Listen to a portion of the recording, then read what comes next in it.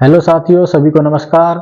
आज हम आधुनिक भारतीय इतिहास में एक महत्वपूर्ण व्यक्तित्व राष्ट्रपिता महात्मा गांधी के बारे में पढ़ेंगे। तो आइए स्टार्ट करते हैं आज की क्लास। हेडिंग लिखें महात्मा गांधी। महात्मा गांधी। महात्मा गांधी, ठीक है। जिनका पूरा नाम क्या रहेगा? मोहनदास करमचंद गांधी। मोहनदास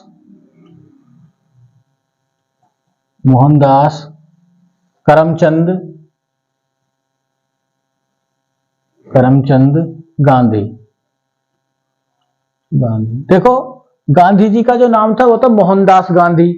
करमचंद इनके पिता का इन्होंने अपना नाम ऐड कर रखा था, तो ये अपना पूरा नाम क्या लिखते थे? मोहनदास करमचंद गांधी, MK गांधी। तो आज हम पढ़ेंगे महात्मा गांधी जी के बारे में, जिन्हें हम राष्ट्रपिता के नाम से भी जानते हैं, फादर ऑफ नेशन। देखो, सबसे पहले ध्यान देना, हम पढ़ेंगे इन्हें एक हिस्टोरी के तौर पर कि महात्मा गांधी का जन्म कहाँ हुआ, फिर इनकी स्कूली एजुकेशन कहाँ हुई, उसके बाद इन्होंने वकालत की डिग्री कहाँ से ली, फिर इंडिया में आकर वकालत शुरू की, उसके बाद साउथ अफ्रीका गए। साउथ अफ्रीका लगभग 21 वर्ष रहने के बाद फिर 1915 में भारत लौटे। और कौन कौन से इन्होंने आंदोलन करे, क्या इनके उपनाम हैं, कौन सी पुस्तकें लिखी हैं, कौन से क्या लिखे हैं, कौन से बोर्ड का गठन करा है इन्होंने, तो सब हम जानेंगे आज किसके बारे में? महात्मा गांधी के बारे में। ये इतना इंपॉर्टेंट टॉपिक है, चाहे कोई सी भी परीक्षा हो, राष्ट्रपिता से सवाल जरूर आता, तो अच्छे से पढ़ना है हमको। सबसे पहले हम इनके बारे में बेसिक जानेंगे। सबसे पहले जो पहला पॉइंट हम याद करेंगे कि महात्मा गांधी का जन्म कहां पर हुआ था? गुजरात के राजकोट के पोरबंदर में। तो ध्यान देना, पहला पॉइंट याद रखना, जन्म। तो जन्म पूछा जाए तो कहां पर? 2 अक्टूबर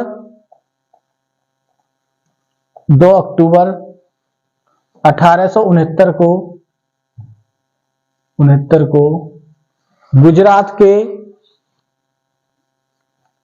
गुजरात के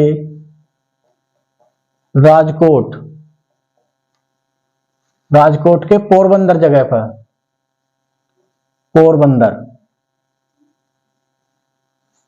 में। तो पहला पॉइंट यह ध्यान रखना कि गांधी जी का जन्म कब हुआ?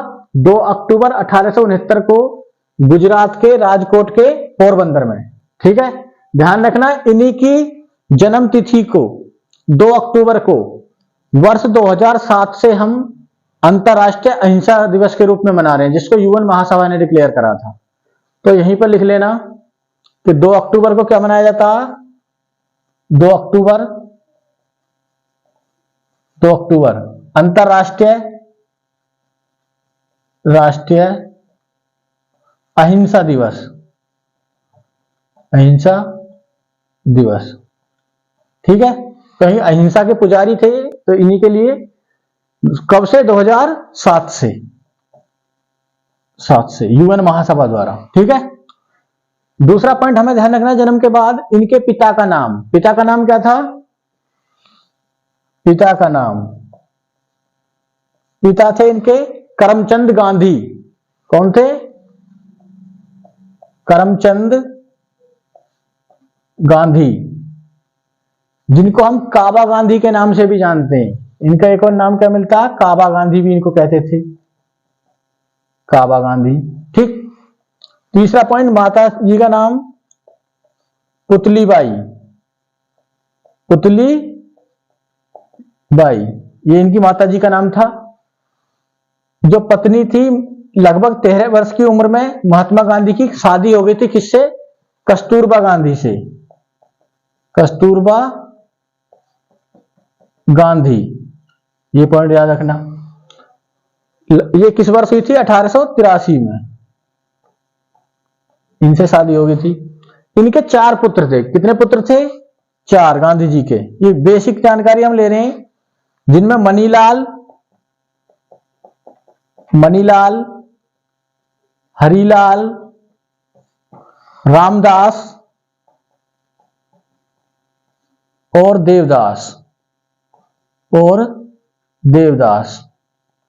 देखो, यहीं पर एक बात ध्यान रखना, एक उद्योगपति थे जो गांधी जी के अनुयायी थे, फॉलोवर थे, जमनालाल बजाज। तो उनको गांधी जी का 5वां पुत्र माना कहा जाता है। तो एग्जाम में क्वेश्चन यहां से आता, तो नोट करके लिखना, प्रसिद्ध उद्योगपति व गांधी जी के अनुयायी जमनालाल बजाज। एग्जाम में क्वेश्चन आता है गांधी जी का 5वां पुत्र किसे कहा जाता है? जमनालाल बजाज। तो क्या थे ये? गांधी जी के 5वें पुत्र कहा जाता है। तो एग्जाम में क्वेश्चन आए गांधी जी का 5वां पुत्र किसे माना जाता है? तो जमनालाल बजाज, जो एक उद्योगपति थे और गांधी जी के विचारों से क्या थे? प्रभावित थे, इनके अनुयायी थे। अगला ध्यान रखना, फिर हम गुरु का नाम जानेंगे, राजनीतिक गुरु। अगर पूछा जाए कि राजनीतिक गुरु कौन थे, तो ध्यान रखना वो थे गोपाल कृष्ण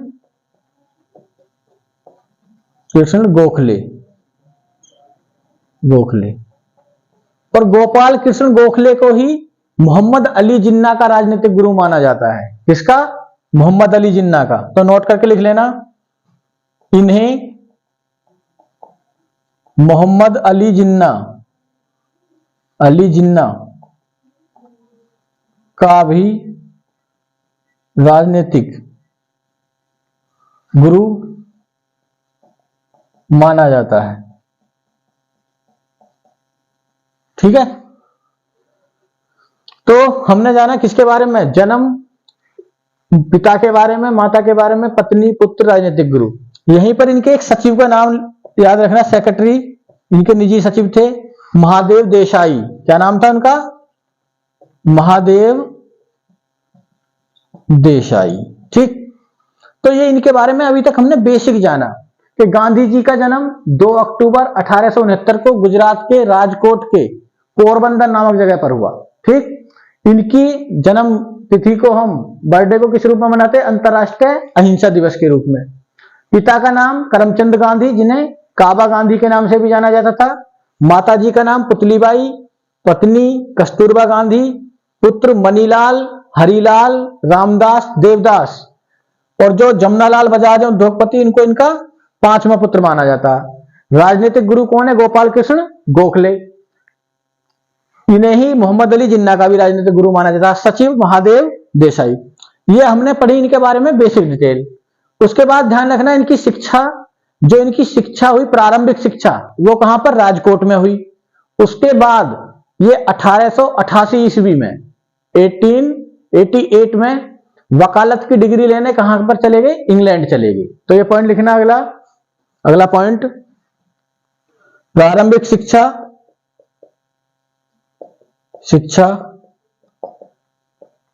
कहां पर हुई? राजकोट में। ठीक है, यहीं पर एक बात और ध्यान रखना, इनके जो पिता थे वो क्या थे? राजकोट के क्या थे? दीवान थे। पिता कौन थे? राजकोट के दीवान। और बताया जाता है कि गांधी जी का जो जन्म हुआ एक क्या हुआ था? रिच फैमिली में हुआ था। ठीक है ना, एक काफी संपन्न परिवार में, अमीर परिवार में गांधी जी का जन्म हुआ था। उसके बाद अब एक एक तिथि हमको लेके चलनी है इनके बारे में, जिसमें पहली महत्वपूर्ण तिथि है 1888। ठीक, 1888 ईस्वी में ये कहां पर गए? वकालत की पढ़ाई करने।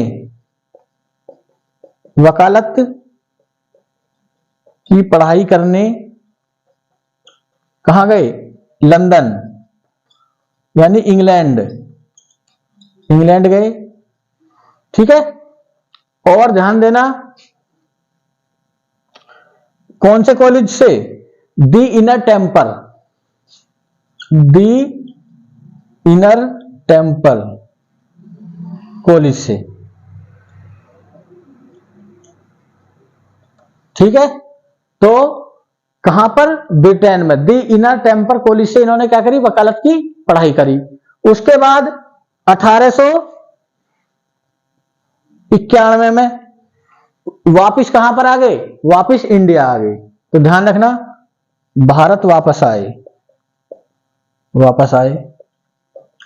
ठीक, अब देखो ध्यान देना, सभी वकीलों की तरह जो भी डिग्री लेंगे तो उसके बाद इन्होंने प्रैक्टिस चालू करी अपने local court, Mumbai high court और गुजरात में क्या करी, वकालत करी। परंतु कोई इनके पास बड़ा केस अभी तक आया नहीं था। तो ध्यान देना, वर्ष 1893 में एक मुस्लिम व्यापारी थे दादा अब्दुल्ला, जो कहां पर थे, साउथ अफ्रीका में। तो उन्होंने गांधी जी को अपने किसी केस की वकालत करने के लिए कहां पर बुलाया, साउथ अफ्रीका, दक्षिण अफ्रीका।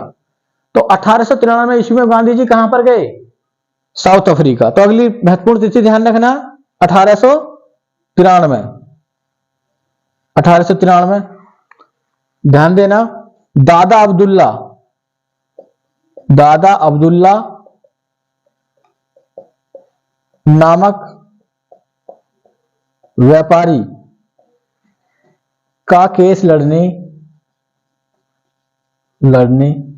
कहां पर गए, साउथ अफ्रीका, साउथ अफ्रीका। तो साउथ अफ्रीका गए। ठीक है, ध्यान देना, ये जब साउथ अफ्रीका के कहां पर पहुंचे, डरबन शहर पर उतरे। कहां पर, डरबन। तो जैसे ही ये वहां पर डरबन से प्रिटोरिया के लिए इन्होंने रेलगाड़ी पकड़ी, तो बताया जाता है इन्होंने फर्स्ट एसी का टिकट कराया और ये अपनी सीट पर जाकर बैठ गए। तो ध्यान रखना, उस समय साउथ अफ्रीका में क्या नियम था कि फर्स्ट क्लास की श्रेणी में कोई अश्वेत या काले रंग का व्यक्ति ट्रेवल नहीं करेगा, क्योंकि अंग्रेज अपनी जाति के लोगों को गोरे मानते हैं और बाकी सबको क्या मानते हैं, अश्वेत, काला। तो उसके बाद कुछ अंग्रेज लोग वहां पर आए, गोरे, और उन्होंने गांधी जी को क्या करा, गांधी जी को थोड़ा धक्के देकर ट्रेन से बाहर उतार दिया।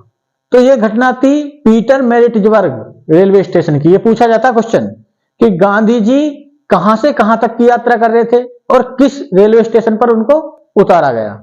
तो ये यूपी SSC पटवारी के पेपर में एक बार आया था। तो पीटर मैरिट्सबर्ग रेलवे स्टेशन पर, और किस वर्ष की घटना, 1893। तो आप पहले इसका स्क्रीनशॉट लें, फिर हम उसके बारे में लिखेंगे। स्क्रीनशॉट लें इसका।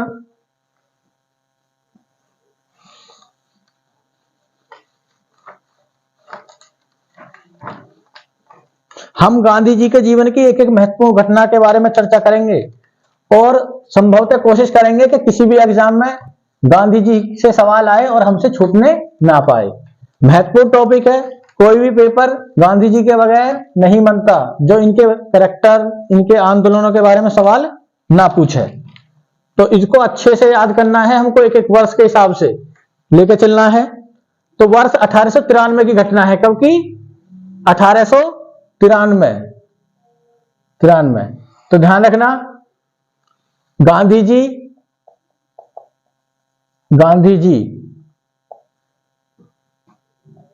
डरबन से कहां की, प्रिटोरिया। क्वेश्चन ये भी आ सकता है, गांधी जी कहां पहुंचे सबसे पहले, साउथ अफ्रीका में, तो डरबन। और डरबन से कहां पर जा रहे थे, प्रिटोरिया की यात्रा कर रहे थे। ठीक है, तो कौन से लोकल स्टेशन पर कर रहे थे, तब पीटर मैरिट्सबर्ग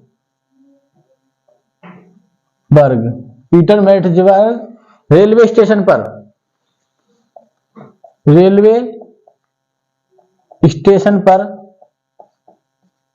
पर गोरों द्वारा, गोरों मतलब अंग्रेजों द्वारा गांधी जी को गाड़ी से उतार दिया गया। गांधी जी को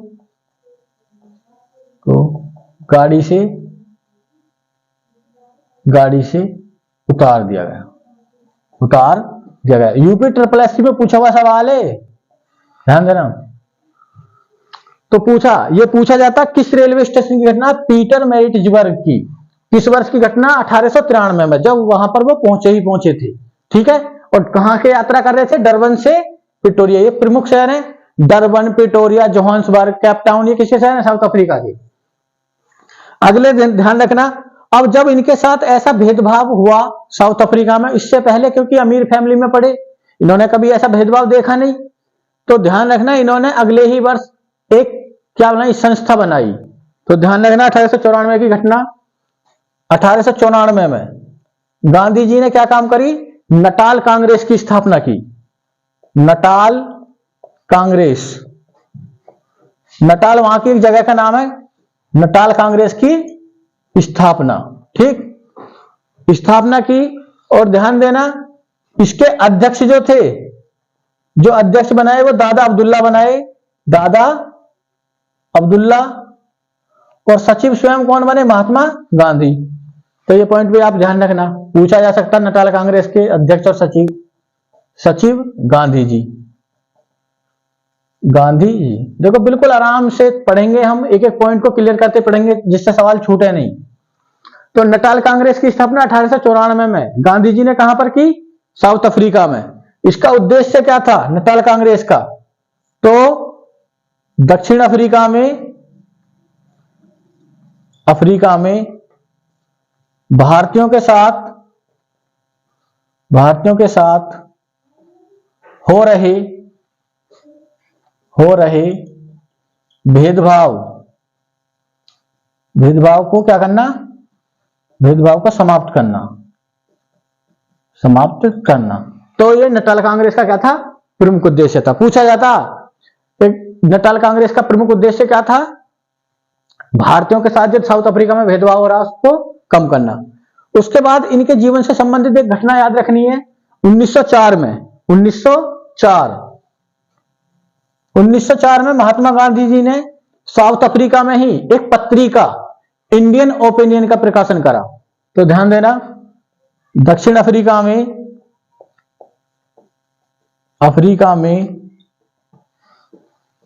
इंडियन ओपिनियन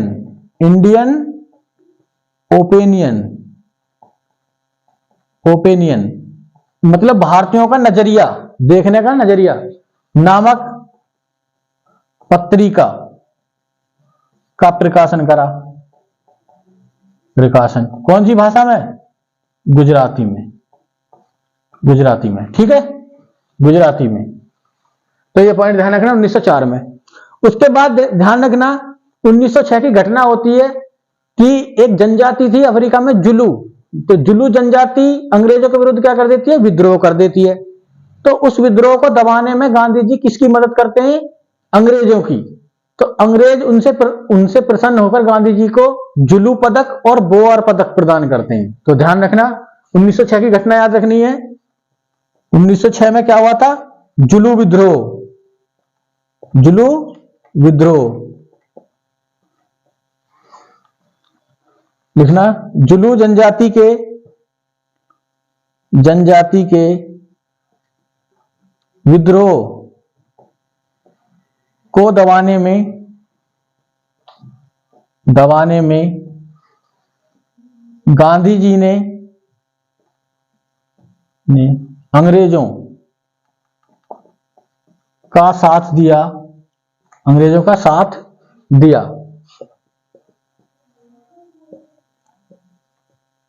अंग्रेजों ने उन्हें जुलू पदक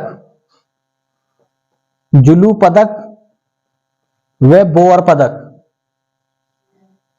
पदक प्रदान करा। तो पूछा जाता है किस व्यक्ति को जुलू पदक और बोअर पदक प्रदान किए गए थे? तो महात्मा गांधी। ये क्वेश्चन आपको याद रखना।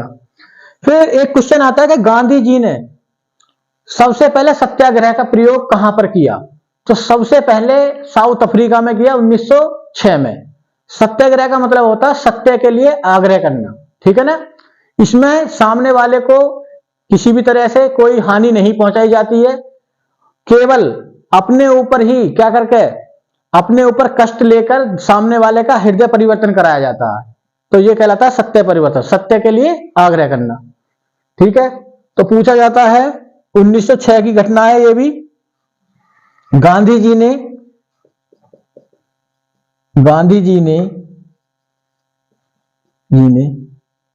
पहली बार दक्षिण अफ्रीका में किसका प्रयोग करा? सत्याग्रह का। भारत में नहीं, इनके लाइफ का पहला सत्याग्रह कहां पर? साउथ अफ्रीका में का प्रयोग। ठीक है, और ये हुआ किस लिए था, किसके विरोध में किया था इन्होंने सत्याग्रह का प्रयोग, ये भी यहां पर नोट कर लेना। तो जिस प्रकार प्रयोग किया, आज के समय पर आइडेंटिटी के लिए क्या बनता? आधार कार्ड। तो ये तो बहुत अच्छी पहल है। उस समय अंग्रेज लोग पंजीकरण पुस्तिका बनवा रहे थे जो भारतीय लोग हैं, ताकि उनकी अलग पहचान हो जाए कि ये अश्वेत हैं और उनके साथ भेदभाव किया जा सके। तो पंजीकरण पुस्तिका के विरोध में क्या करा था? विरोध। तो लिख लेना, पंजीकरण पुस्तिका का विरोध, जो भारतीय लोगों की, अश्वेत लोगों की बननी थी, भारतीय यानी अश्वेतों की। ठीक, इसका क्या करा? विरोध करा गांधी जी ने। ठीक है, तो पंजीकरण पुस्तिका का विरोध। तो गांधी जी ने पहली बार सत्याग्रह का प्रयोग कहां पर करा? दक्षिण अफ्रीका में।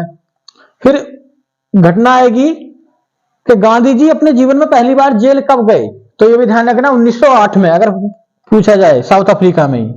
1908 का वर्ष गांधी जी पहली बार कहां पर गए? जेल गए।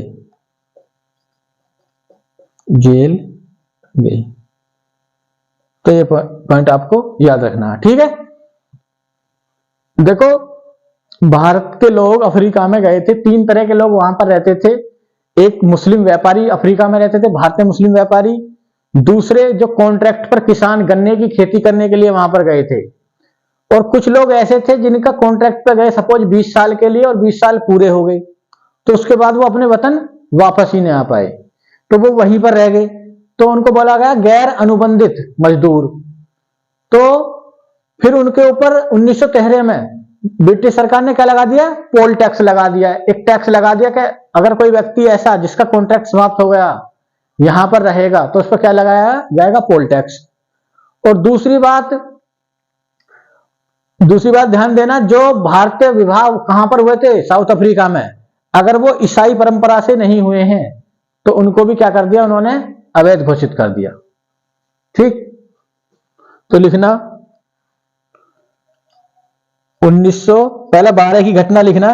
गांधी जी के जो राजनीतिक गुरु थे गोखले, गांधी जी से मिलने कहां पर गए? South Africa. गोपाल कृष्ण गोखले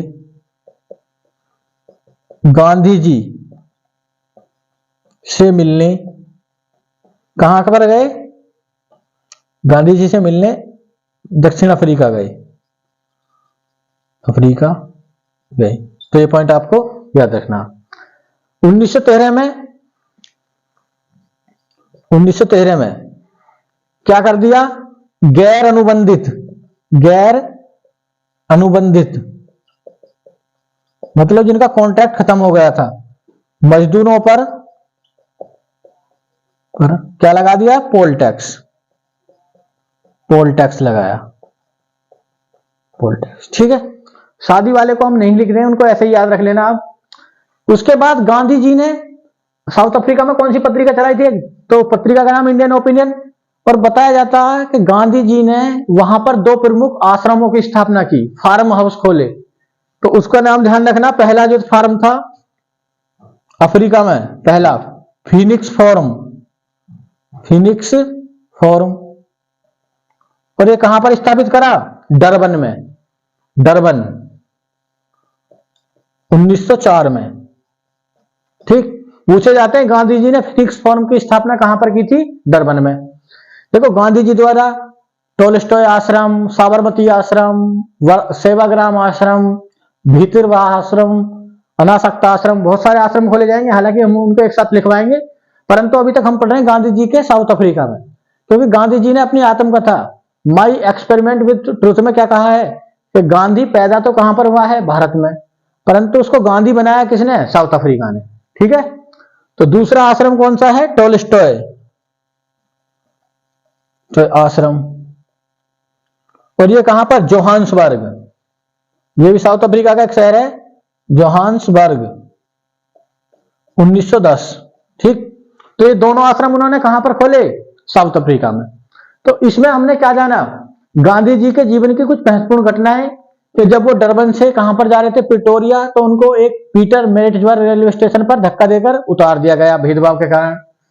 फिर उन्होंने नटाल कांग्रेस की स्थापना की इसी को दूर करने के लिए। एक पत्रिका चलाई इंडियन ओपिनियन, गुजराती भाषा में। फिर जुलू विद्रोह हुआ, उस विद्रोह में अंग्रेजों का साथ दिया गांधी जी ने। तो क्या गांधी जी को उन्होंने जुलू पदक और बोअर पदक प्रदान करे। गांधी जी ने पहली बार सत्याग्रह का प्रयोग किया अपने जीवन में, कहां पर, साउथ अफ्रीका में, पंजीकरण के विरुद्ध।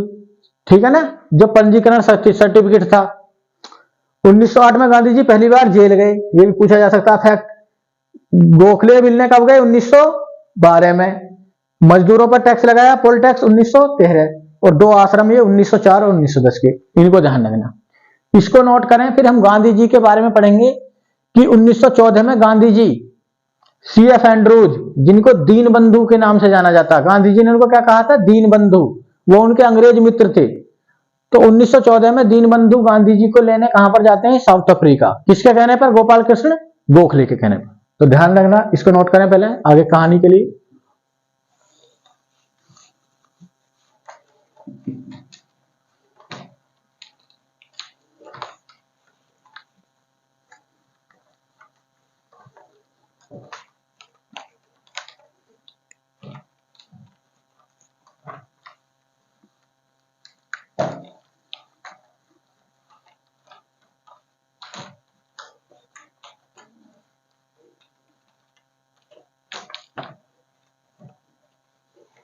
सबसे पहले हम देखेंगे इसमें 1914 में, 1914 की घटना क्या है, गोखले के कहने पर,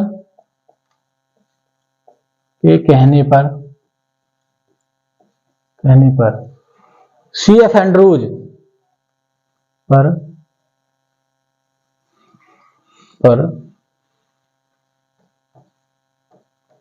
CF एंड्रूज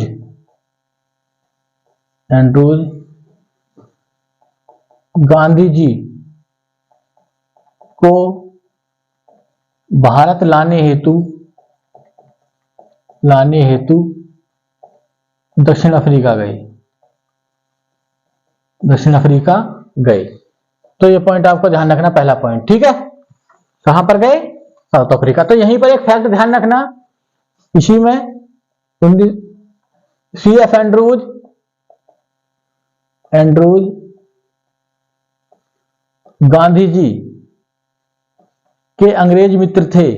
कौन थे, अंग्रेज मित्र थे। गांधी जी ने इन्हें किसकी उपाधि दी थी, दीन बंधु की। गांधी जी ने, इंपॉर्टेंट फैक्ट है, गांधी जी ने इन्हें दीन बंधु यानी गरीबों का भाई, दीन बंधु की उपाधि दी।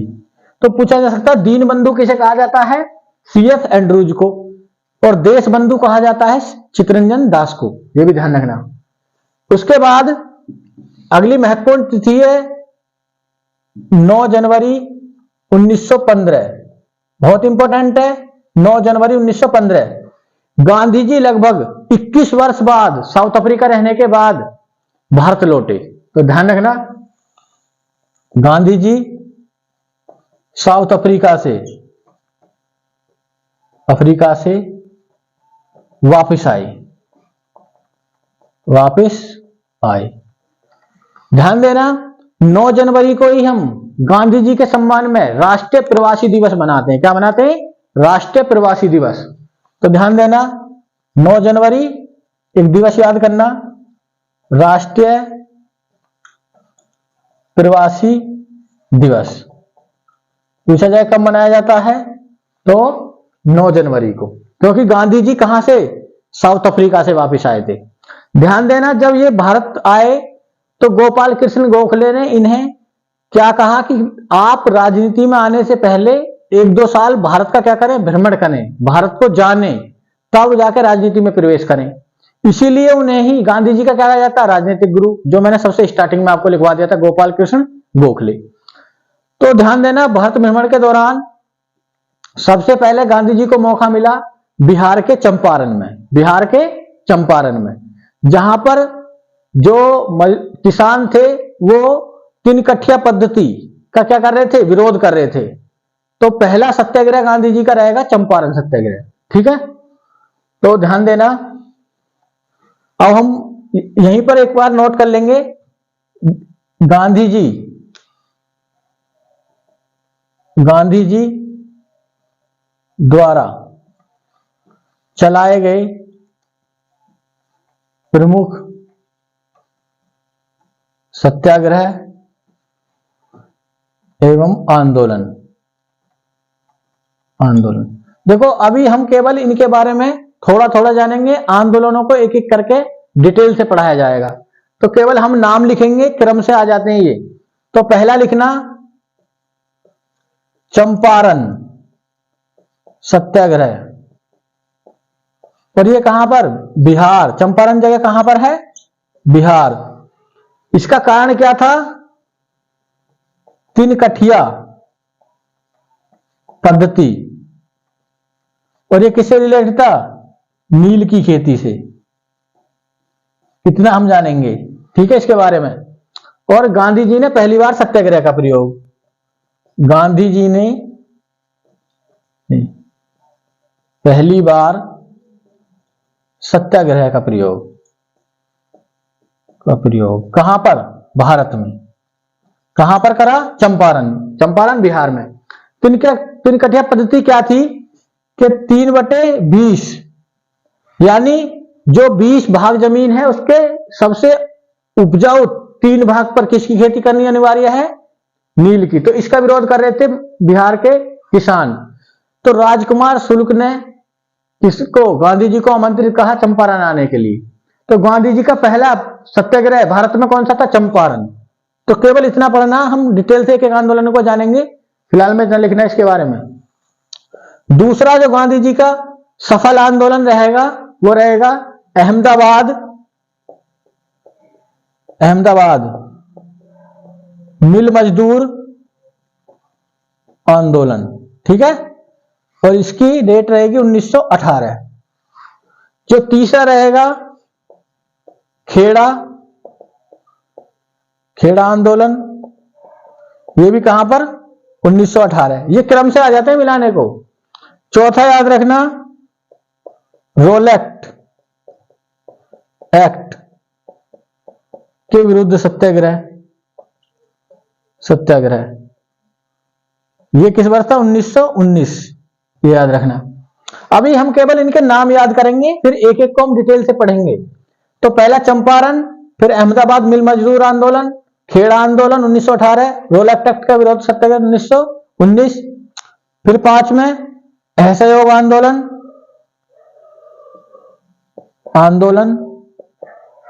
1920, फिर 1930 में सविनय अवज्ञा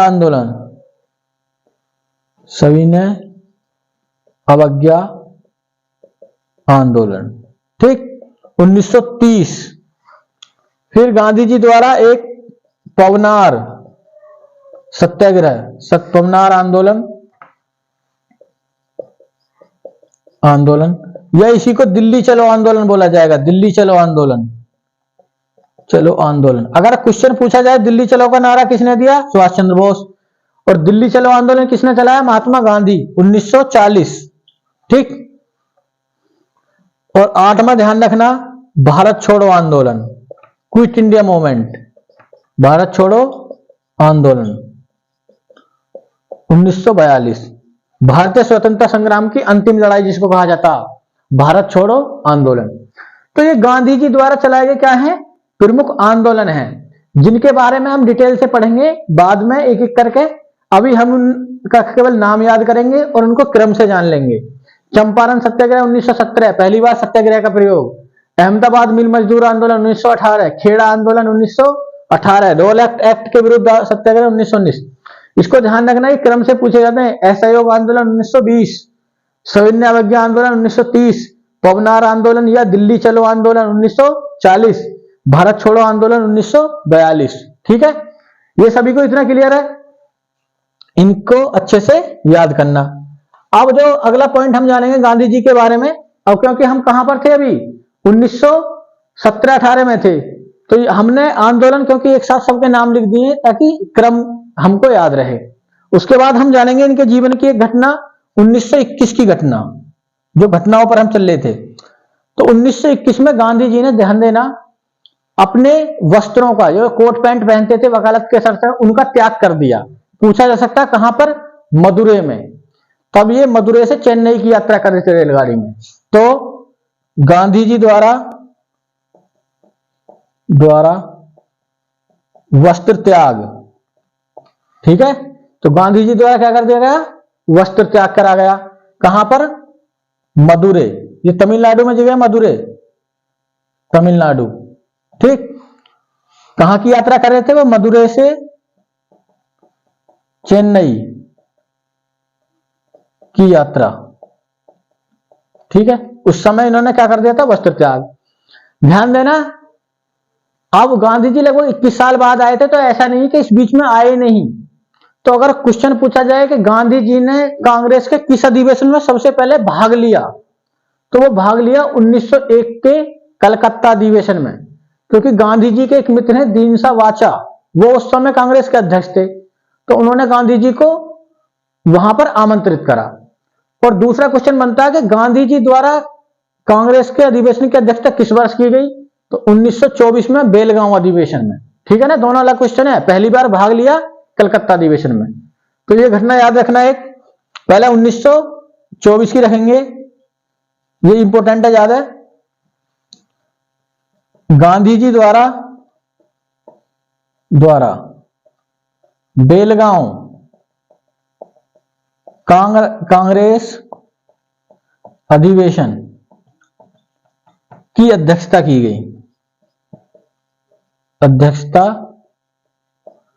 गई, तो ये पॉइंट आपको याद रखना। ठीक है, बेलगांव कांग्रेस, एक ही बार गांधी जी कांग्रेस के बन रहे, केवल एक बार।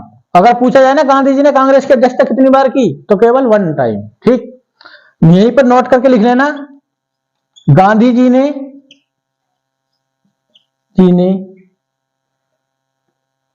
सर्वप्रथम 1901 के कलकत्ता अधिवेशन में भाग लिया था। क्या लिया था, भाग। किसके कहने पर, दीनसा वाचा, जो उस समय क्या थे, अध्यक्ष और गांधी जी के मित्र, तो इन्होंने ही गांधी जी को बुलवाया था। ठीक है, तो ये भी पॉइंट हमको ध्यान रखना। भाग लिया 1901 के कलकत्ता अधिवेशन में, अध्यक्षता की बेलगांव अधिवेशन में। तो इन सभी पॉइंटों को याद करना, फिर हम इनके जीवन से जुड़े अन्य महत्वपूर्ण भागों पर चर्चा करेंगे। तो इसको पहले नोट करें।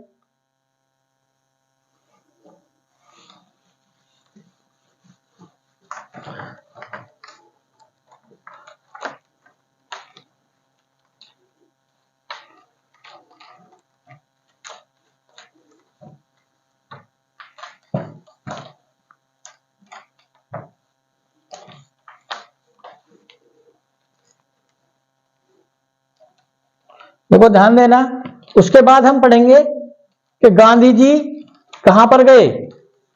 1932 की घटना, 1932 में गांधी जी कांग्रेस की ओर से गोलमेज सम्मेलन में भाग लेने कहां पर गए, लंदन गए गोलमेज सम्मेलन में भाग लेने के लिए। तो देखना, गांधी जी कांग्रेस की ओर से कांग्रेस मतलब भारतीय राष्ट्रीय कांग्रेस, और से भाग लेने, और से गोलमेज सम्मेलन लंदन में चल रहे गोलमेज, राउंड टेबल बोलते हैं, गोलमेज सम्मेलनों में भाग लेने गए। यहीं से क्वेश्चन बनता कि वो किस जहाज से गए, तो ये भी ध्यान रखना, एस राजपुताना,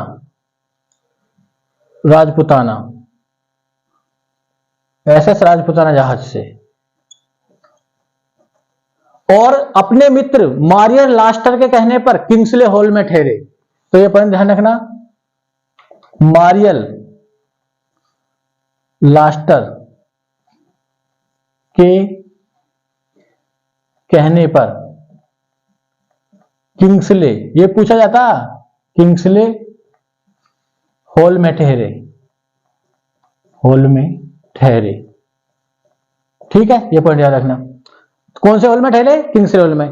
तो जब बताया जाता है कि गांधी जी गोलमेज सम्मेलन में भाग ले रहे थे और उधर से दलितों की तरफ से अंबेडकर जी थे, तो दोनों में विचारों में क्या हुआ? मतभेद हुआ, क्योंकि अंबेडकर जी ने कहा कि हम तो जो लोग आपके गुलाम हैं उनके भी क्या हैं? गुलाम। तो कुल मिला के ये गोलमेज सम्मेलन क्या रहा? असफल रहा। तो यहीं से क्वेश्चन आते हैं, किसके कहने पर ठहरे, कौन से हॉल में ठहरे? उसी समय कहा जाता है कि विंस्टन चर्चिल ने इनकी वेशभूषा को देखते हुए इनको क्या कहा? अर्धनंगा फकीर। गांधी जी को क्या कहा? अर्धनंगा फकीर। एक व्यक्ति और है जिन्होंने इनको क्या कहा था? अर्धनंगा फकीर। परंतु विंस्टन चर्चिल ने क्या कहा? उपहास, इनकी बेइज्जती करते हुए कहा था कि अर्धनंगा फकीर देखो, सेंट जेम्स पैलेस की क्या चल रहा, सेंट जेम्स पैलेस में आ गया। समझ में आया ना? गोलमेज सम्मेलन में। और एक था फ्रैंक मोरेस ने कहा था कि क्या नजारा है कि एक अर्धनंगा फकीर सेंट जेम्स पैलेस लंदन की सीढ़ियों को चढ़ रहा। तो फ्रैंक मोरेस ने कहा अच्छे वे में, गुड वे में, और किसने? विंस्टन चर्चिल ने कहा गलत वे में। तो ये भी आप ध्यान रखना, जब मैं गांधी जी के उपनाम लिखवाऊंगा तो तब उनको लिखवाया जाएगा। तो वो यहीं की घटना है, ठीक है। तो ध्यान देना।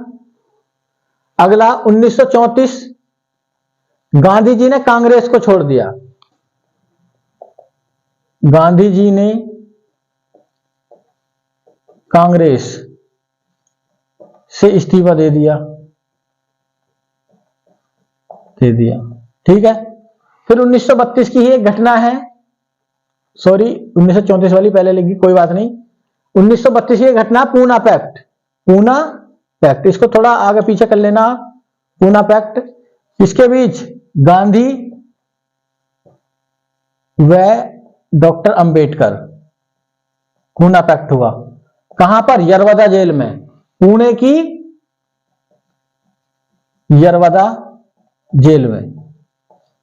देखो इसमें क्या था, जो ब्रिटिश प्रधानमंत्री थे रैमजे मैकडोनाल्ड, तो उन्होंने दलितों के लिए क्या कर दी? अलग देश की मांग को स्वीकार कर लिया, ठीक है ना। तो गांधी जी इससे नाराज हो गए, तो गांधी जी ने कहा कि हम आपको क्या देंगे? रिजर्वेशन देंगे। तो आपके लिए केंद्रीय विधानसभा में क्या और राज्य विधानसभाओं में सीटें आरक्षित करी जाएंगी। तो ये पुणे की यरवदा जेल में उन्होंने अनशन कर दिया रैमजे मैकडोनाल्ड के विरुद्ध, जो अवार्ड उन्होंने था कम्युनल अवार्ड के विरुद्ध आंदोलन कर अनशन करा। तो बाद में मदन मोहन मालवीय और कुछ लोगों ने इनका समझौता कराया, जिसको पूना पैक्ट के नाम से जाना जाता है। ये हिस्ट्री में आएगा टॉपिक, जब देखेंगे। अभी तक सिर्फ ध्यान रखना पूना पैक्ट की घटना, ठीक। पर इनको थोड़ा, इसको पहले लिख लेना, इसको थोड़ा बाद में लिख लेना। यहां तक सबको क्लियर है? उसके बाद देखो ध्यान रखना, हम पढ़ेंगे गांधी जी द्वारा कौन कौन से आश्रम खोले गए, कौन कौन सी पुस्तक पत्रिकाएं। तो एक एक टॉपिक को कवर करेंगे हम। तो सबसे पहले लिखेंगे गांधी जी द्वारा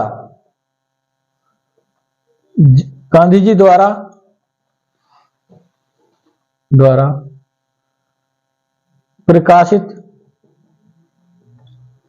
पत्र या पत्रिकाएं, इंपॉर्टेंट है, पूछी जाती हैं, ठीक। तो एक तो हमने कहां पर पढ़ ली थी? एक पहला ध्यान रखना, दी ग्रीन पैम्पलेट पूछा जा सकता 1896 में, कहां पर? राजकोट में ये पत्रिका चलाई। ठीक है। दूसरा ध्यान रखना, इंडियन ओपिनियन, इंडियन ओपिनियन 1904, कहां पर? South Africa, Africa. ठीक है। एक प्रमुख पत्र यंग इंडिया, यंग इंडिया। चौथा नवजीवन, नवजीवन। और पांचवा ध्यान रखना, the Green Pamphlet, Indian Opinion, Young India, Navjivan और हरिजन। ये इंपॉर्टेंट है, हरिजन पत्रिका 1932। पूछा जा सकता कि हरिजन पत्रिका का संपादन किसने करा? ये हरिजन शब्द भी दलितों के लिए किसने? गांधी जी ने पहली बार प्रयोग करा था। तो हरिजन पत्रिका चलाई थी उन्होंने 1932 में। तो ये पॉइंट ध्यान रखना। इधर नोट कर लेना, गांधी जी द्वारा लिखी गई पुस्तक,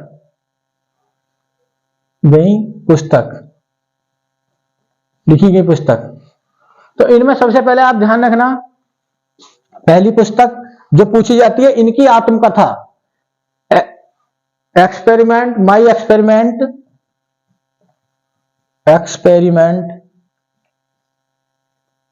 माई एक्सपेरिमेंट विद ट्रूथ।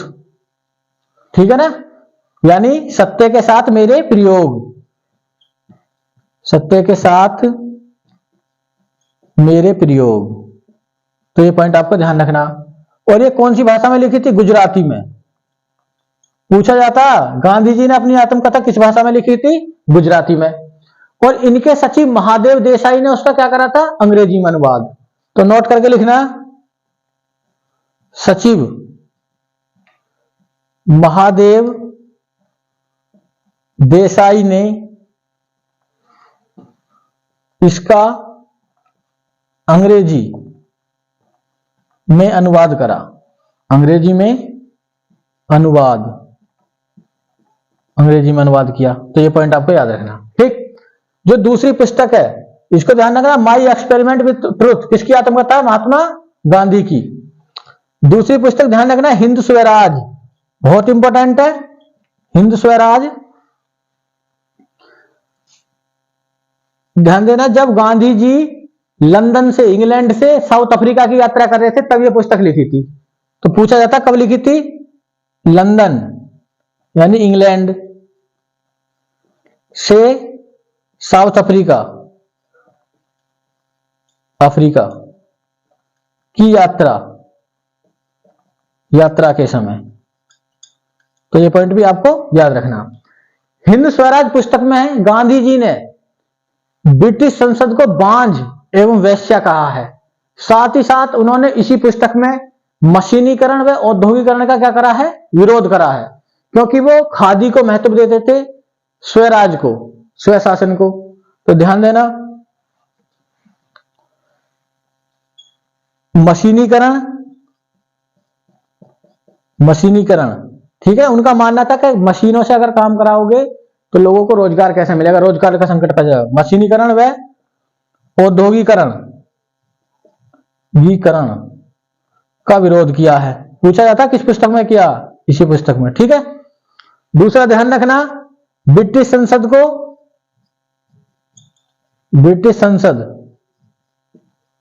को बांझ व वेश्या कहा है। तो कौन सी पुस्तक में? हिंद स्वराज में। तो ये पॉइंट आपको ध्यान रखने। तो इसमें हमने गांधी जी द्वारा प्रकाशित पत्र पत्रिकाएं देखी और गांधी जी द्वारा लिखी गई पुस्तकें देखी। एक पुस्तक और ध्यान रखना, तीसरी, केवल नाम याद रखना, सुनो विद्यार्थियों। कभी पूछ लिया जाए एग्जाम में, सुनो विद्यार्थियों। ठीक है। ये भी गांधी जी की क्या है? एक प्रसिद्ध पुस्तक।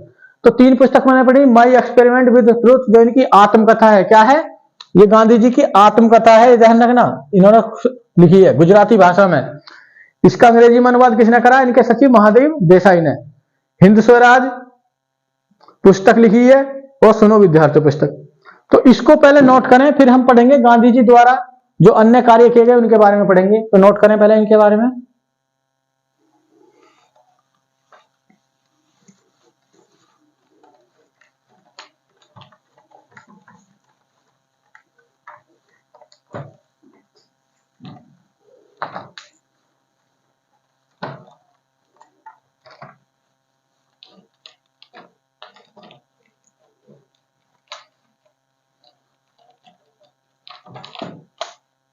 ध्यान देना, अब हम पढ़ेंगे गांधी जी द्वारा जो प्रमुख आश्रम खोले गए। क्या खोले गए? आश्रम। ठीक है, उनके बारे में पढ़ेंगे। तो हेडिंग लिखना, गांधी जी द्वारा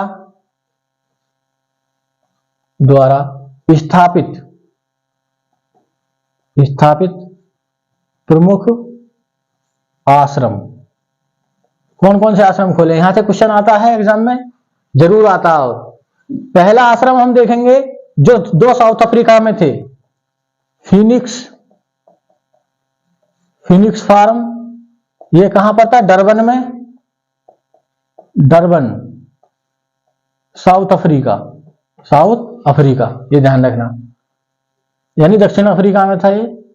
दूसरा टोल्स्टॉय आश्रम, ये कहां पर था? जोहान्सबर्ग,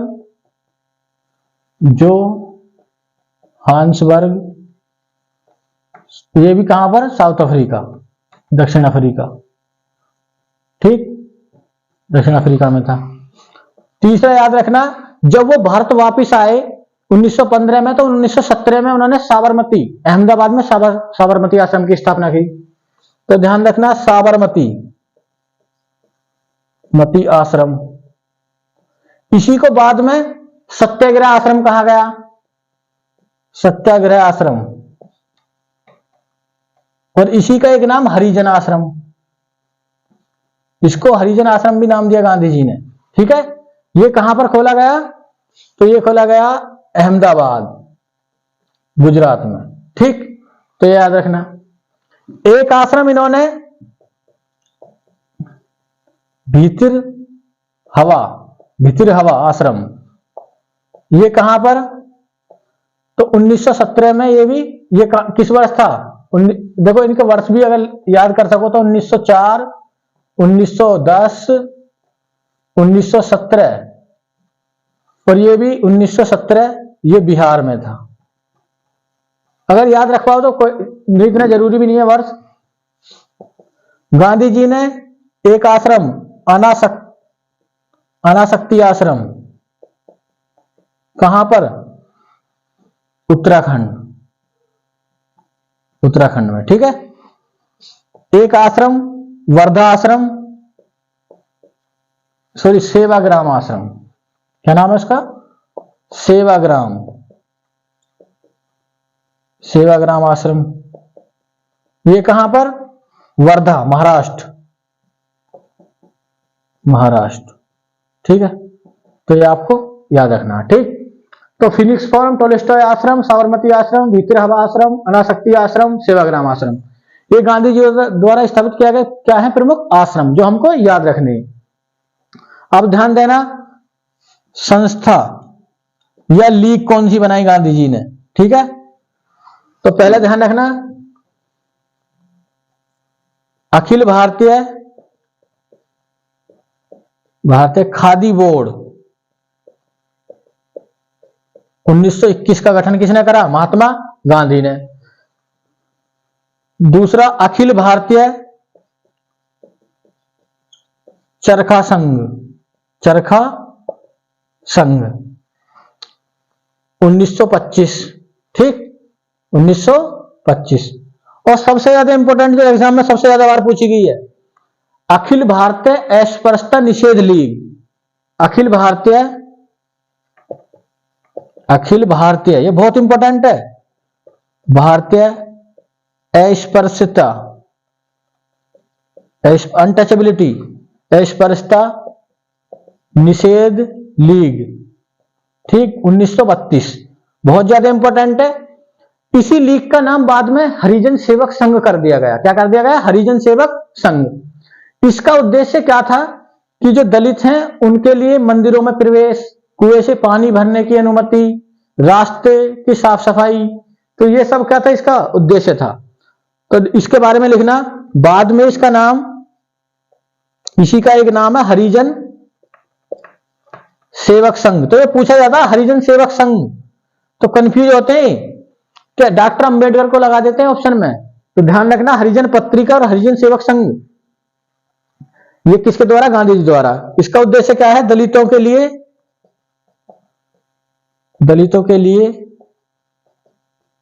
मंदिर प्रवेश, कुएं में पानी से पानी आदि की अनुमति, तो ये भी आपको याद रखना, ठीक है, इंपॉर्टेंट है। संस्था या लीग कौन सी खोली, अखिल भारतीय खादी बोर्ड, अखिल भारतीय चरखा संघ, अखिल भारतीय स्पर्धा निषेध लीग, और जिसका प्रमुख उद्देश्य क्या था, दलितों के लिए मंदिर प्रवेश, कुएं से पानी भरने की अनुमति। ये इनके द्वारा आश्रम और लीग थी, ठीक है। कुछ फैक्ट हैं, ध्यान रखना। गांधी जी भगवत गीता को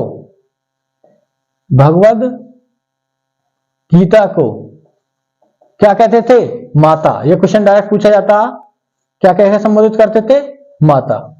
तो ये फैक्ट भी ध्यान रखना कि गांधी जी श्री भगवत गीता को क्या कहते थे, माता। तो आप इसको नोट करें पहले, फिर हम गांधी जी के कुछ उपनाम पढ़ेंगे, ठीक है ना। उपनाम से पहले हम एक टॉपिक पढ़ लेते हैं, इनको दी गई उपाधियां, ठीक है। फिर हम इनके उपनाम जानेंगे। उपाधियों में पहली उपाधि ध्यान रखना, केसर ए हिंद, किसके द्वारा, ब्रिटिशों के द्वारा, ब्रिटिश द्वारा, ठीक है। और कब दी गई ये उपाधि, जब गांधी जी ने जब भारत आए 1915 में, तो उस समय फर्स्ट वर्ल्ड वार चल रहा था। तो गांधी जी ने भारतीय लोगों से आह्वान किया कि अंग्रेजों की तरफ से युद्ध में भाग लें। हालांकि गांधी जी को भारतीय लोगों ने अंग्रेजों का एजेंट या सार्जेंट भी कहा। तो उसके बाद अंग्रेजों ने गांधी जी को क्या दी, केसर हिंद की उपाधि। तो प्रथम विश्व युद्ध के बाद, तो पहला पॉइंट यह ध्यान रखना, ठीक। दूसरी इनकी उपाधि ध्यान रखना आप, महात्मा, ठीक है। तो महात्मा की उपाधि किसने दी थी, रविंद्रनाथ टैगोर ने इन्हें दी थी, ठीक है। और ये कब दी थी, जब गांधी जी ने चंपारण आंदोलन का सफल नेतृत्व किया था। तो चंपारण जो कहां पर था, बिहार में, आंदोलन के बाद, ठीक, ये ध्यान रखना। अब इसका आप पहले स्क्रीनशॉट लें, फिर हम इनके प्रमुख उपनामों के बारे में जानेंगे। इसका स्क्रीनशॉट लें।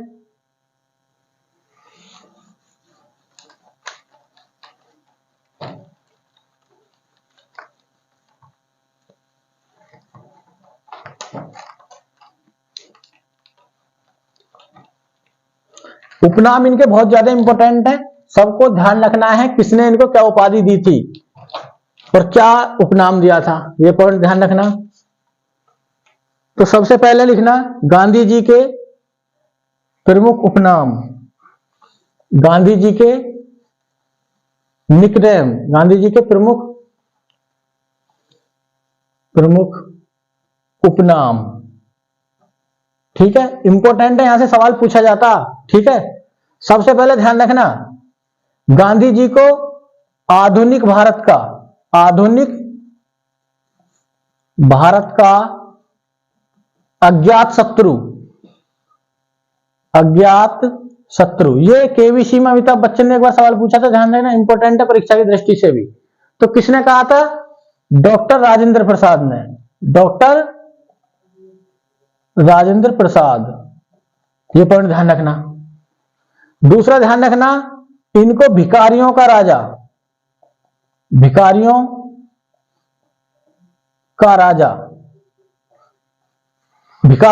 किसने कहा था, पंडित मदन मोहन मालवीय ने, पंडित मदन मोहन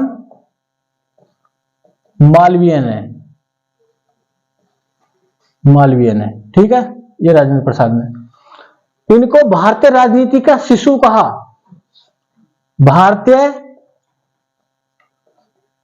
राजनीति का शिशु, भारतीय राजनीति का शिशु किसने कहा? एनी बेसेंट ने। सभी इंपॉर्टेंट है ये, एनी बेसेंट। ठीक। गांधी जी को मलंग बाबा, मलंग बाबा, मलंग मतलब जो फकीर होते हैं, मस्त मौला रहने वाले, तो मलंग बाबा किसने कहा? यह कहा था जब गांधी जी ने असहयोग आंदोलन 1920 में स्टार्टिंग करा था, तो उस समय जो उत्तर सीमा प्रांत के क्या थे? कबायली लोग, तो उन्होंने इनको मलंग बाबा यानी मस्त मौजी रहने वाला व्यक्ति कहा। तो असहयोग आंदोलन के दौरान किसने? उत्तर पश्चिम सीमा प्रांत के कबायली लोगों ने, ठीक है, ये ध्यान रखना, ये पूछा जाता है एग्जाम में। गांधी जी को मलंग बाबा किसने कहा था? इन्हीं का एक नाम है one man boundary force. One man boundary force, one man boundary force, UP PCS में पूछा हुआ सवाल है, वन मैन बाउंड्री फोर्स। तो किसने कहा था? लॉर्ड माउंटबेटन ने, लॉर्ड माउंटबेटन ने। और ये कब कहा था? नोआखली में, नोआखली मतलब कलकत्ता, कलकत्ता में दंगों को रोकते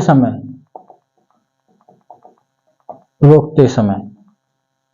ध्यान देना, जब भारत आजाद हुआ 1947 में, तो जब मुस्लिम लोग जो आधुनिक बांग्लादेश है यानी पूर्वी पाकिस्तान था, वहां पर जा रहे थे, गांधी जी जब नोआखली में क्या हो रहे थे? दंगे, तो उन दंगों को अकेला ही रोक रहे थे, ठीक है ना। तो उस समय लॉर्ड माउंटबेटन ने इनको क्या कहा? One man boundary force. ठीक। अगला नाम ध्यान रखना, राष्ट्रपिता, फादर ऑफ नेशन। तो ये किसने कहा था? सुभाष चंद्र बोस ने, सुभाष चंद्र बोस ने। और ये रेडियो पर संबोधित करा था। कब? रेडियो पर, ठीक है। जब वो आजाद हिंद फौज भारत पर क्या करने वाली थी? अंग्रेजों के विरुद्ध अभियान, युद्ध अभियान जारी करने वाली थी, तो उस समय गांधी जी को फादर ऑफ नेशन कहकर रेडियो पर किसने संबोधित करा? सुभाष चंद्र बोस ने। तो ये नाम भी इनका इंपॉर्टेंट है। इन्हीं को बापू कहा जाता था। बापू पूछा जाए, बापू सबसे पहले किसने कहा? तो इनके अंग्रेज मित्र CF एंड्रूज व जवाहरलाल नेहरू, जवाहरलाल नेहरू, ठीक है। अगला पॉइंट ध्यान रखना, इन्हीं को करमवीर गांधी, करमवीर गांधी, ये किसने कहा था इनको? करमवीर गांधी जो साउथ अफ्रीका में इनके सहयोगी थे, साउथ अफ्रीका में सहयोगियों द्वारा, ठीक। ये भी आपको याद रखना। एक आपको इसी में याद रखना है, सेवाग्राम का संत, सेवाग्राम का संत, ये भी इंपॉर्टेंट है। ये जो सेवाग्राम आश्रम था, तो इनके वहां पर जो लोग थे, अनुयायी थे, तो सेवाग्राम के अनुयायियों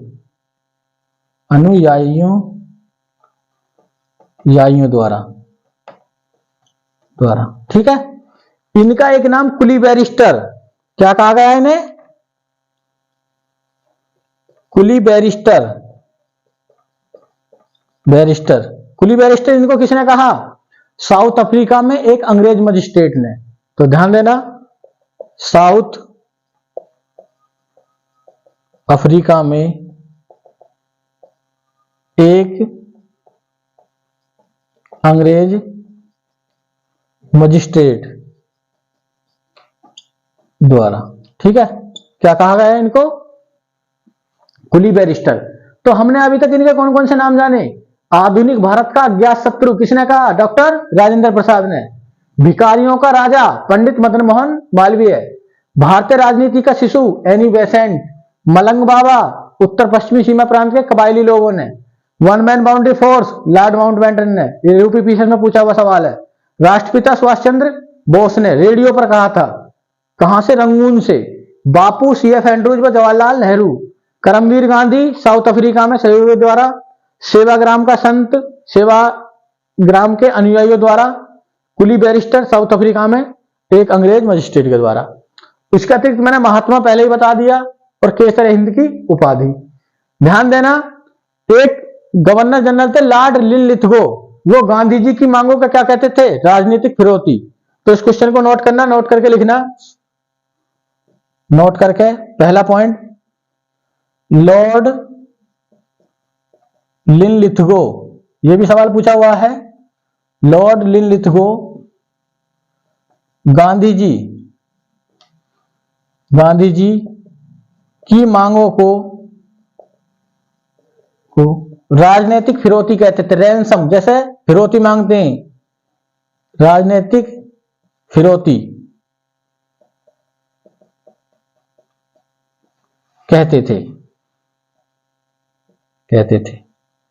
देखो ध्यान देना, भारत में गांधी जी को बुनियादी शिक्षा का, बेसिक शिक्षा का जनक भी कहा जाता। दूसरा पॉइंट, गांधी जी को भारत में बुनियादी शिक्षा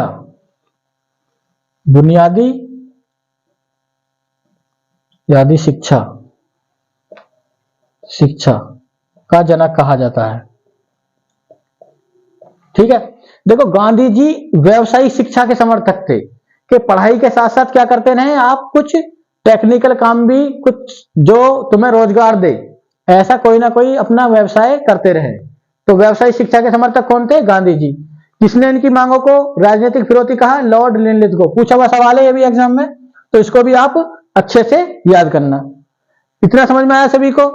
अब इतना इसको नोट करें, फिर हम गांधी जी के थोड़ा दर्शन पक्ष में देखेंगे, सत्य अहिंसा के बारे में जानेंगे, जिनको ये दो फेफड़े कहते थे। ठीक है, तो नोट करें पहले इसको।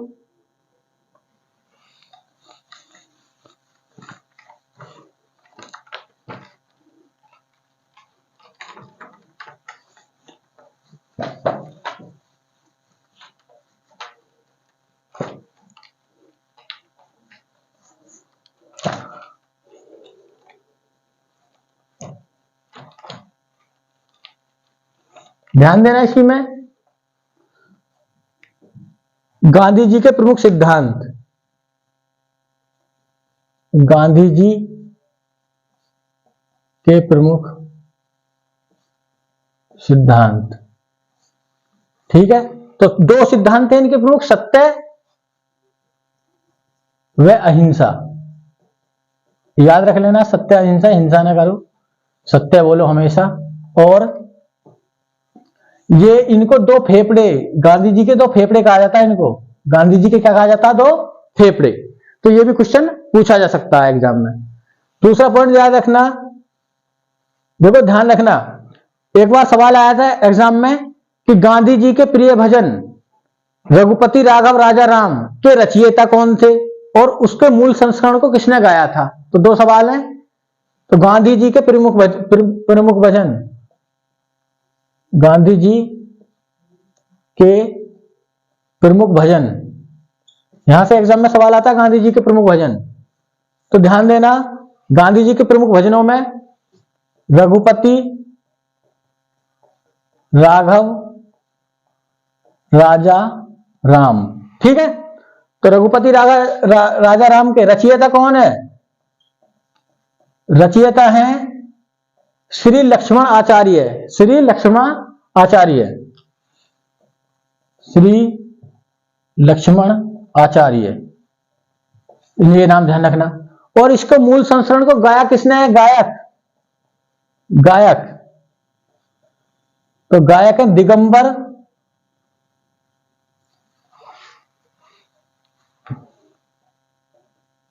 दिगंबर विष्णु पलुस्कर। ये ध्यान रखना। और एक जो इनका प्रिय भजन था वो था वैष्णव जन तो कहने कहिए पीर पराई जाने रे, अर्थात मनुष्य वह है जो दूसरे मनुष्य के कष्ट को समझे, दुख को समझे। तो दूसरा भजन वैष्णव जन तो तीन्हे कहिए, वैष्णव जन तो तीन्हे कहिए, कहने लिख दो चाहे, कहिए पीर पराई जाने रे, पराई जाने रे, यानी मनुष्य वह है जो दूसरे मनुष्य के दर्द को समझे, उसकी पीड़ा को समझे। और इसके कौन थे? नरसिंह मेहता। ये पूछा जाता है सवाल एग्जाम में, यूपी पुलिस में आया था ये सवाल। गांधी जी के प्रिय भजन वैष्णव जन तो कहने कहिए पीर पराई जाने रे के कौन है रचयिता? नरसिंह मेहता। ये रचयिता है इसके, पूछा हुआ सवाल है एग्जाम में, ठीक है। तो इसको भी आप याद रख लेना, ठीक।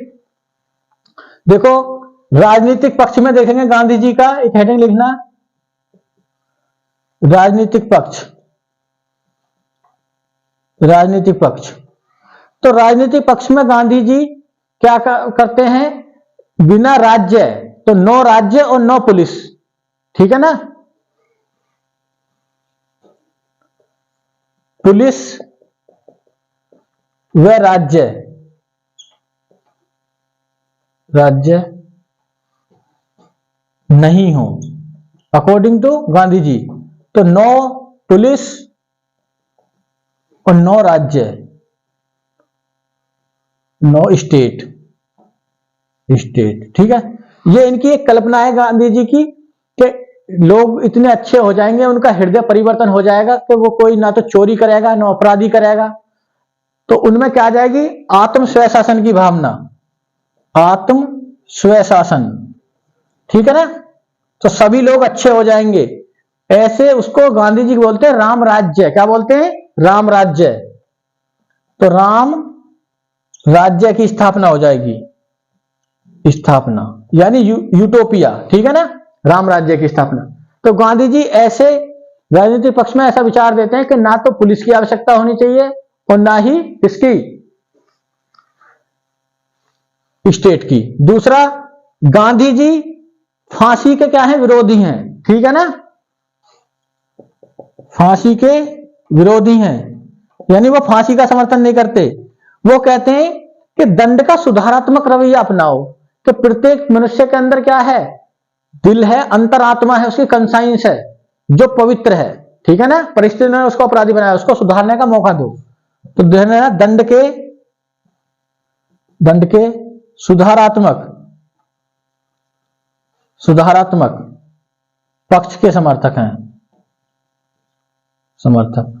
तो एक लाइन में हम बोल सकते हैं कि राजनीतिक पक्ष में गांधी जी क्या हैं? दार्शनिक अराजकतावाद के समर्थक हैं, दार्शनिक अराजकता, ठीक है ना, के समर्थक। इसको समझना, पूछा हुआ सवाल है। दार्शनिक अराजकता क्या है? जिसमें ना तो कोई ऐसी सरकार ही नहीं है, अराजकता मतलब जहां पर कोई सरकार न हो। और दार्शनिक पक्ष यह है कि अब सरकार की आवश्यकता ही नहीं है, किसी सरकार की, क्योंकि वहां पर कोई चोर नहीं है, अपराधी नहीं है, सभी लोग क्या हैं? आत्म स्वशासित हैं, तो ना पुलिस की जरूरत है। तो गांधी जी के दर्शन को क्या बोला जाता है राजनीतिक पक्ष में? दार्शनिक अराजकतावाद। तो इसको भी आप नोट करना। इसी में आप ध्यान रखना, गांधी जी का हम देखेंगे आर्थिक पक्ष, आर्थिक पक्ष। तो ध्यान देना, गांधी जी आर्थिक पक्ष में कौन सा सिद्धांत देते हैं? न्यासधारिता का सिद्धांत, न्यास धारिता का सिद्धांत, इसको बोलते हैं ट्रस्टशिप थ्योरी, ट्रस्टशिप थ्योरी। इसमें गांधी जी ध्यान रखना, ट्रस्टशिप थ्योरी में पूंजीपति वर्ग का क्या करते हैं? समर्थन करते हैं। क्या करते हैं? पूंजीपति वर्ग का समर्थन। देखो वो कहते हैं कि पूंजीपतियों को बढ़ावा दो, वो धन दौलत कमाएंगे, तो वो फाइनली अगर कोई पूंजीपति ये इतना अपनी संपत्ति अर्जित करता तो वो अपने ऊपर, अपनी कार, अपने खाने के ऊपर, वस्त्रों के ऊपर ज्यादा इतना खर्च कर लेगा। बाकी शेष धन का वो उपयोग किस पर करेगा? जन कल्याण हेतु, जन कल्याण हेतु, जिससे सीएसआर, जो अब सरकार सीएसआर लेती है ना, वो इसी का एक रूप है, ठीक है ना। तो वो गांधी जी क्या कहते हैं न्यायधारिता में कि पूंजीपति क्या है? संपत्ति का केवल संरक्षक है। क्या है? संपत्ति का संरक्षक, मालिक नहीं है। क्या है? मालिक नहीं है, क्योंकि वो पूंजी उसने किससे कमाई है? समाज के सहयोग से। अगर नाई उसके बाल नहीं काटता, धोबी उसके कपड़े नहीं धोता, रसोई उसका खाना नहीं बना पाता, तो वो इतनी पूंजी कभी भी अर्जित नहीं कर पाता।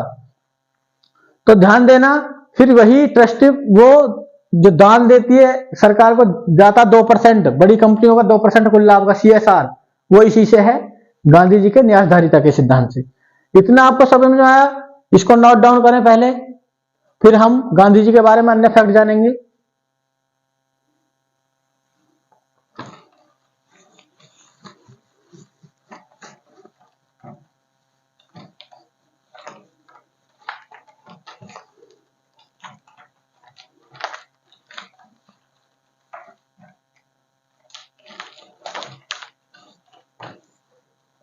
ध्यान देना, गांधी जी जिनसे प्रभावित हुए, गांधी जी को प्रभावित करने वाले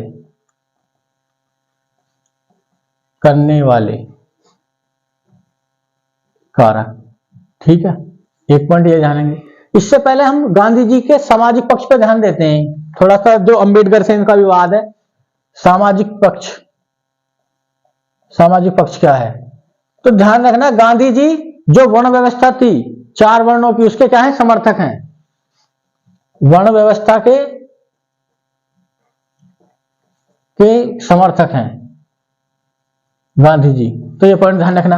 वो मानते हैं कि जिस प्रकार न्यूटन का गुरुत्वाकर्षण का नियम क्या है? सत्य है, उसी प्रकार वर्ण व्यवस्था भी क्या है? समाज के ताने बाने के लिए अच्छी है। तो वर्ण व्यवस्था के समर्थक हैं।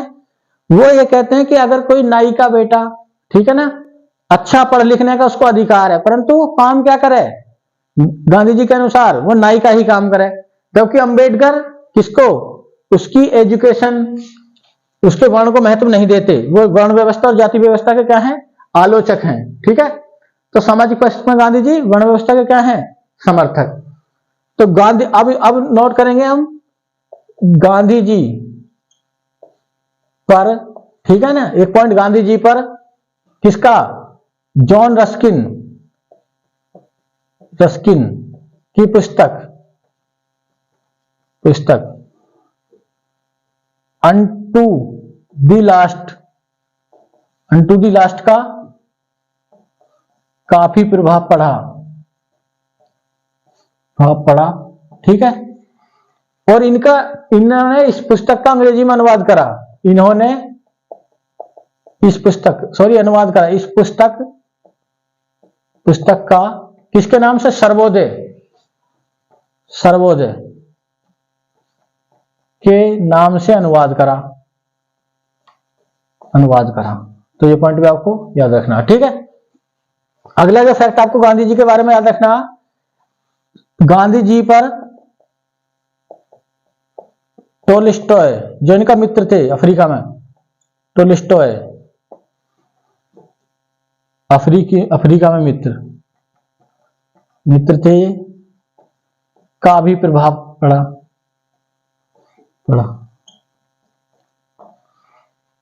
एक बार क्वेश्चन पूछा है, गांधी जी ने सविनय अवज्ञा की शिक्षा कहां से ली? तो ध्यान देना, गांधी जी ने सविनय अवज्ञा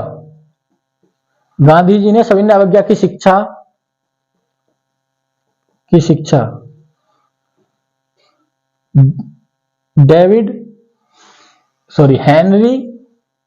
हेनरी डेविड थोरू से ली। तो ये भी आप ध्यान रखना, ठीक है। गांधी जी ने किसकी? सविनय अवज्ञा आंदोलन की शिक्षा किससे ली? हेनरी डेविड थोरू से ली, ठीक है। उसके बाद देखो हम जानेंगे कि गांधी जी की मृत्यु के बारे में जानेंगे। तो लास्ट में हम जानेंगे मृत्यु। ठीक है, तो 30 जनवरी 1948 को, 30 जनवरी 1948 को, ठीक है ना, दिल्ली के बिरला हाउस में, कहां पर, दिल्ली के बिरला हाउस में, किसने, तो ध्यान रखना, जो जिनका नाम किससे जोड़ा जाता, आरएसएस से भी जोड़ा जाता, नाथूराम गोडसे ने, नाथूराम गोडसे ने।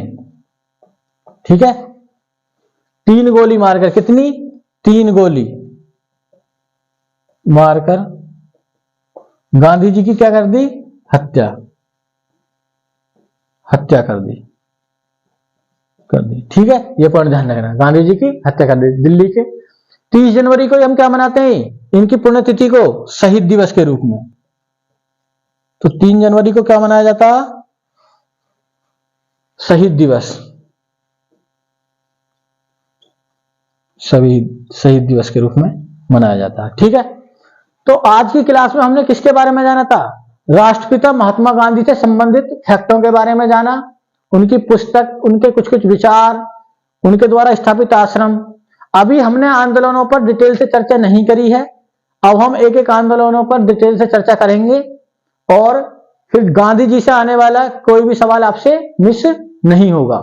ठीक है, तो आप जो इसको अच्छे से याद करेंगे और परीक्षा में इस क्लास का क्या लेंगे, उपयोगिता लेंगे। तो सभी को धन्यवाद, थैंक यू।